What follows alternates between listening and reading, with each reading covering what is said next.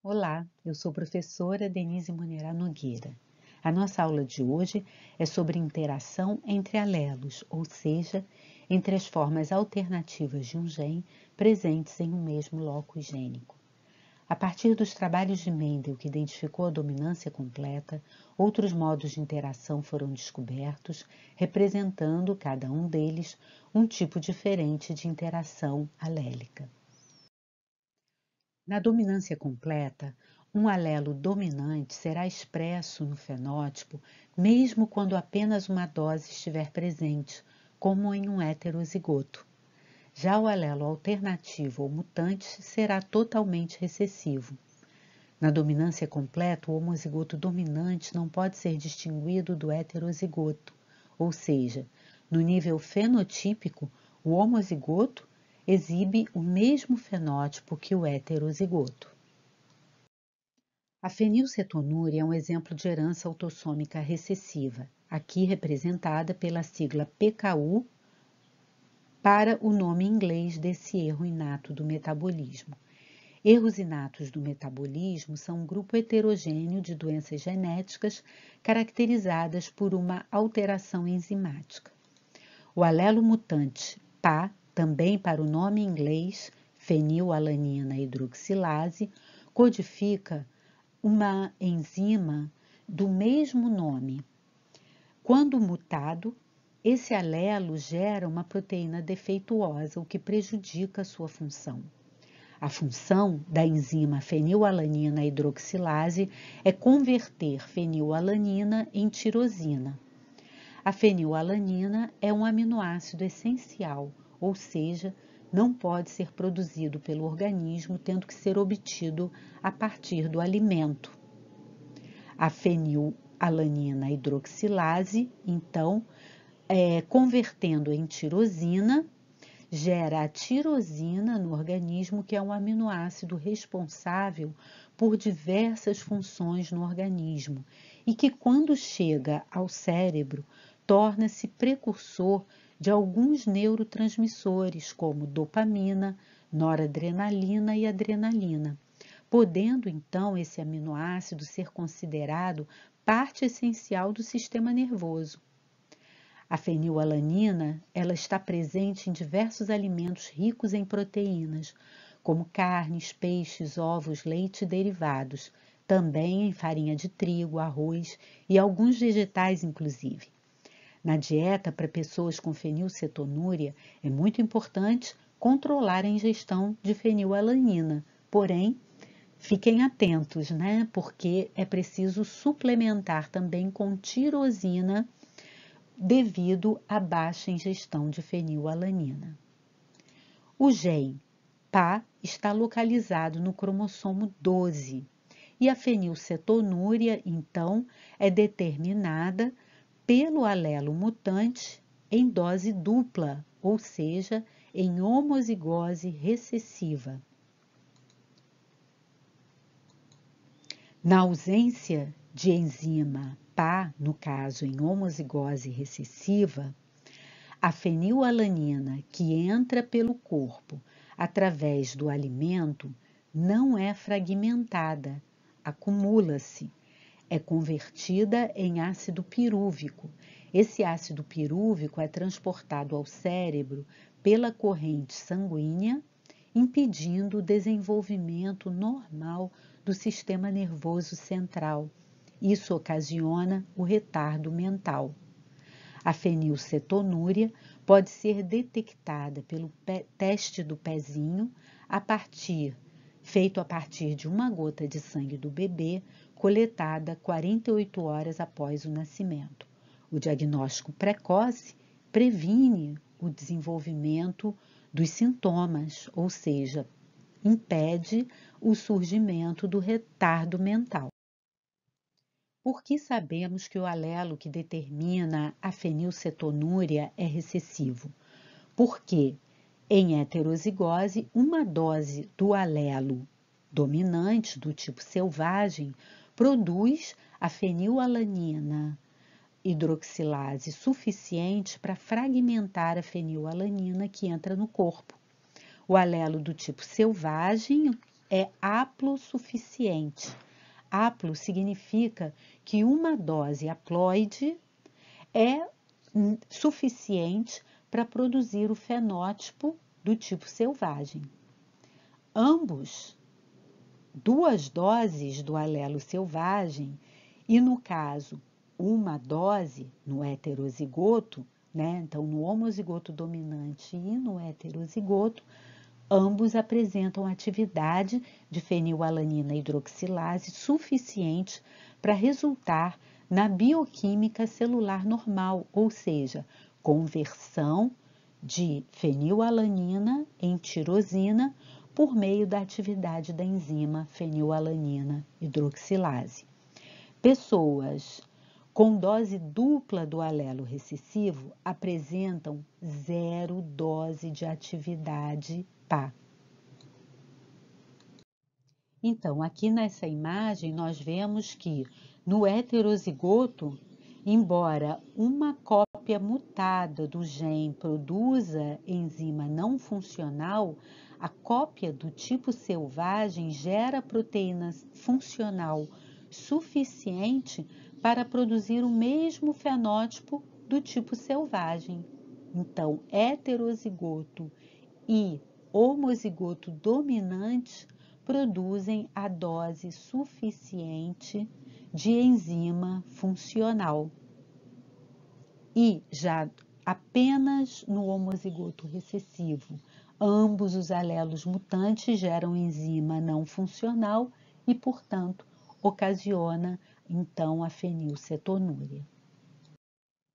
Já no caso da herança autossômica dominante, basta a presença de um alelo dominante para a expressão do fenótipo.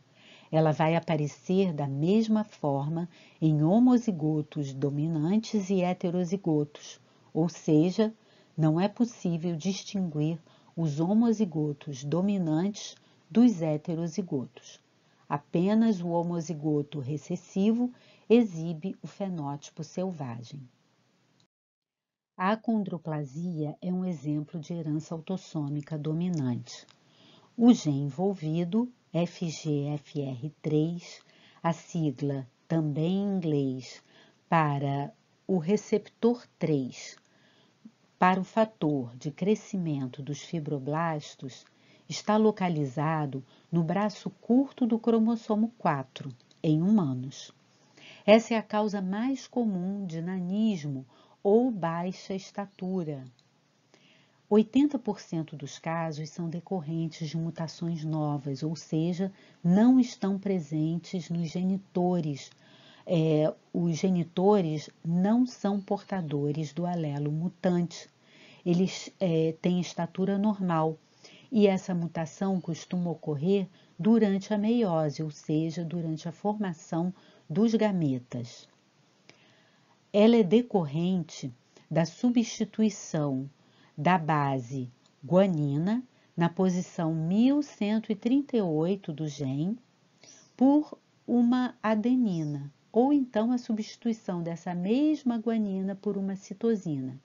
Isso vai resultar na mudança do aminoácido da proteína que é o receptor para o fator de crescimento dos fibroblastos, vai resultar na mudança do aminoácido glicina para arginina. Logo, esse receptor perde a sua função. Essa mutação, então, vai inibir a proliferação de condrócitos dentro da placa de crescimento ósseo, levando ao encurtamento dos ossos longos. Provoca um nanismo desproporcional, principalmente pelo encurtamento de braços e pernas. A capacidade intelectual desses indivíduos é absolutamente normal. Por exemplo, o ator Peter Dinklage, de Game of Thrones, tem acondroplasia. No caso da acondroplasia, o gene é haploinsuficiente. Uma dose do tipo selvagem não é suficiente para alcançar os níveis de função normais. Basta um alelo mutante para determinar o fenótipo, Logo, o heterozigoto será afetado e a mutação é classificada como dominante. Nesse caso, o alelo selvagem é o recessivo e o homozigoto recessivo tem estatura normal. A dominância incompleta é uma extensão à herança mendeliana, ou seja, um modo de interação entre alelos descoberto após os trabalhos de Mendel. Como exemplo, podemos citar as plantas maravilha. Elas são nativas da América tropical e as flores se abrem ao final da tarde. Quando uma linhagem de maravilha do tipo selvagem pura, que apresenta pétalas vermelhas, é cruzada com uma linhagem pura, que apresenta pétalas brancas, a F1 apresenta pétalas rosas. Se uma F2 for produzida por meio da autofecundação da F1, o resultado será 1/4 de plantas homozigotas com pétalas vermelhas, 2/4 ou meio de plantas heterozigotas com pétalas rosadas e 1/4 de plantas homozigotas, mas com pétalas brancas. Nesse caso, a razão genotípica e fenotípica da F2 é 1:2:1, ou seja, os heterozigotos podem ser distinguidos de ambos homozigotos. Como representar os alelos? C1 vermelho, CC branco e C1C rosa. Aqui vejam que não usamos letras maiúsculas ou minúsculas, pois não há alelo dominante e recessivo. Nesse caso, cada alelo do tipo selvagem, em geral, produz uma dose estabelecida de seu produto proteico ou seu produto gênico. O número de doses de um alelo do tipo selvagem determina a concentração da proteína, por exemplo, do pigmento. Na planta maravilha, 2 doses produzem a maior quantidade de proteína e, portanto, maior quantidade de pigmento, suficiente para tornar as pétalas das flores vermelhas. Uma dose produz menos pigmento e assim as pétalas são de cor rosa. Nenhuma dose não produz pigmento nenhum. Porém, aqui nós vemos que o fenótipo do heterozigoto ele é um pouco deslocado para um dos homozigotos, no caso, para o homozigoto C1. Ele não é exatamente intermediário e é um pouco deslocado para um dos homozigotos. Ou seja, não está exatamente no ponto médio, tá? Outra variação sobre o tema da dominância é a codominância. Nesse caso, ambos alelos em um mesmo locus expressam seus produtos gênicos distintos e detectáveis no heterozigoto. A doença anemia falciforme ilustra bem que, dependendo do nível de observação, podemos classificar de modo distinto a dominância, exemplificando muito bem o modo um pouco arbitrário com que realizamos essa classificação. O gene HB codifica para a formação da molécula de hemoglobina, responsável pelo transporte de oxigênio nos vasos sanguíneos, e é o principal constituinte dos eritrócitos, ou seja, das hemácias. Existem 2 alelos principais, HBA e HBS, e 3 genótipos possíveis. Repare que tanto na dominância incompleta e na codominância não usamos mais letras maiúsculas e minúsculas, uma vez que nenhum alelo é dominante ou recessivo. Então, voltando aqui aos genótipos possíveis, homozigoto para o alelo HBA, o indivíduo é normal. Os eritrócitos nunca se tornam falciformes. Falciformes quer dizer em forma de foice e não arredondados como as hemácias normais. O homozigoto também, HBS, vai apresentar anemia grave, com frequência fatal. A hemoglobina normal faz com que os eritrócitos apresentem um formato falciforme, o que prejudica o transporte de oxigênio pelos vasos sanguíneos para os tecidos.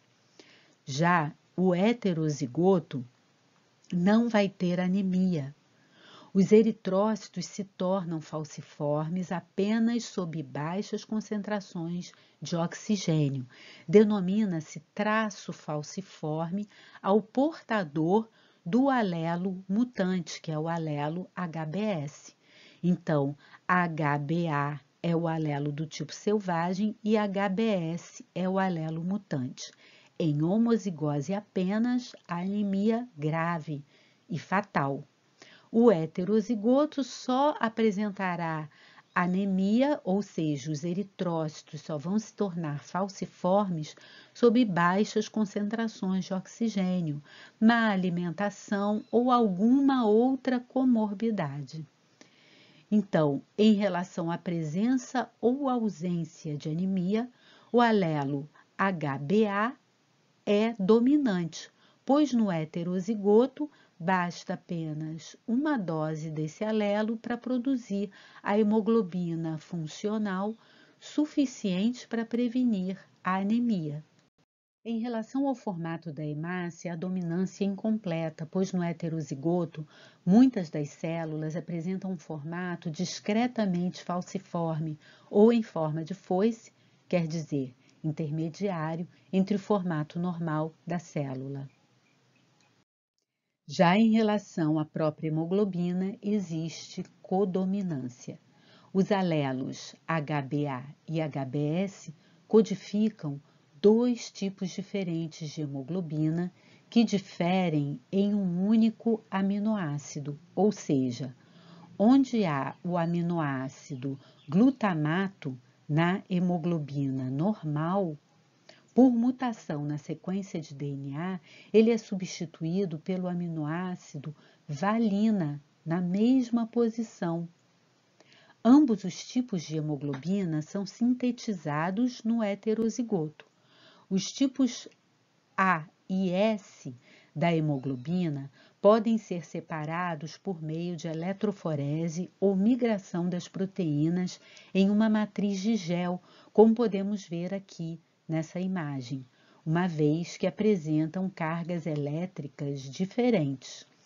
As pessoas homozigotas, HBA, têm apenas a hemoglobina A. As pessoas anêmicas, HBS, apresentam a hemoglobina S, que se movimenta mais lentamente no gel com um campo elétrico devido à carga elétrica diferente. Os heterozigotos, eles apresentam ambos os tipos de hemoglobina, A e S, ou seja, dois produtos gênicos distintos e detectáveis. Em outras palavras, existe codominância no nível molecular, pois há dois produtos gênicos, como eu disse, distintos e detectáveis. Também é exemplo de codominância o sistema sanguíneo MN em humanos. Esse sistema sanguíneo é caracterizado pela presença de uma glicoproteína na superfície das hemácias.